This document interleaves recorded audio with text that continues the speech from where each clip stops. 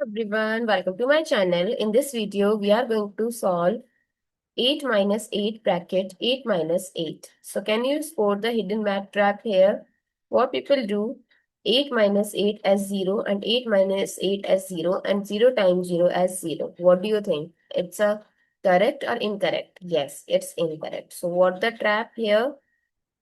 That they did not follow the correct approach while solving this type of expression.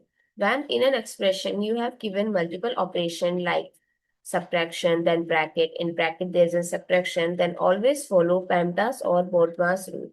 As per this rule, first solve the parenthesis,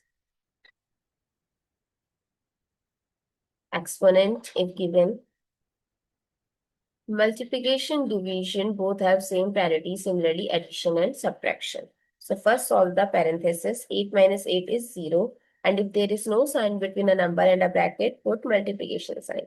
So 8 minus 8 times 0 is 0 and 8 minus 0 is 8. So what is the correct answer? 8, not 0. I hope it's clear and you find it useful. So don't forget to share your feedback through like, share, comment and subscribe to my channel. Thanks for watching. See you in the next video.